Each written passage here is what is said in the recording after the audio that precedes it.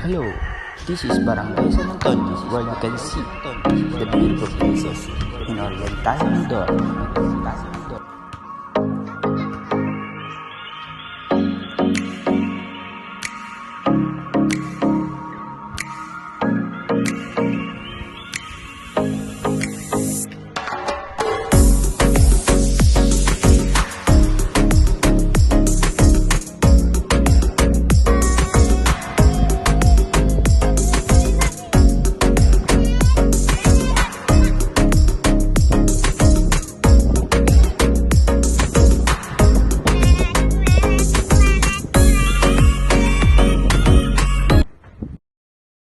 As you can see, this is the basketball court in San Antonio, established in 2014. For I know, this is the Barangay Hall of San Antonio, Calapan. Many worker and developers with healthcare and sanitation, working this and healthy environment and community of San Antonio. As you can see how much a beautiful project SK, and thank you. As you can see, this is the basketball court in San Antonio, established in 2014. So I know this is the Barangay Hall of San Antonio. Marley, você é o meu doguinho, Marley. Eu gosto de estar contigo, parece pessoinha de luz.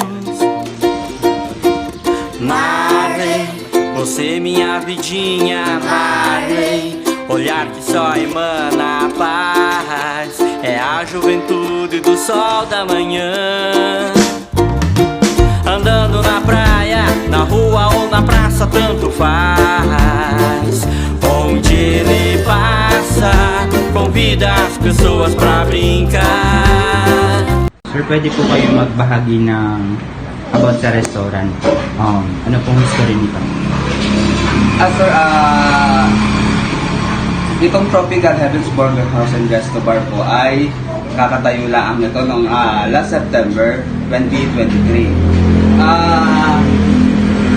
Ang may ibahagi ko lang dito sa restaurant na Tropical sa pagiging isang head dining ko is parang super affordable po lahat ng pagkain dito sa Tropical, and then napaka-expensive tingnan ng restaurant na to pero affordable lahat ng pagkain dito, sir.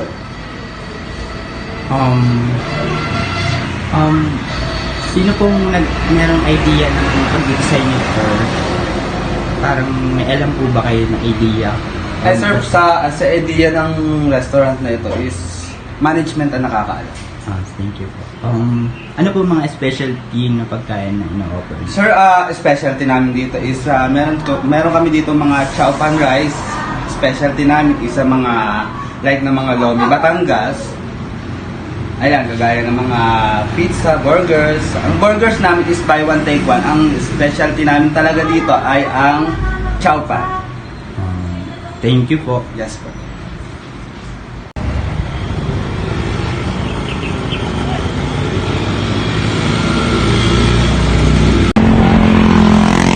Reloaded, kumbaga parang matrix reloaded, nagdagdag ng mga This is the main road going to Port Calapan and many arriver, and this is one of the most or one new attraction and many truckings that import foods from Manila.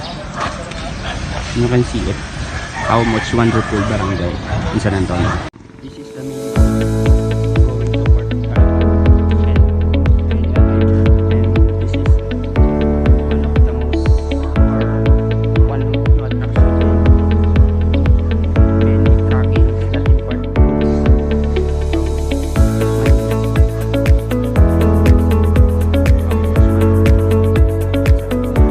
This is San Antonio Chapel. Many people believe in Christianity, and one of the most chapel in San Antonio, Calapan City. And this is the new establishment in San Antonio, Calapan City. About facts about this building is DWPH for senior citizen and kids. You can see how much new establishment building San Antonio.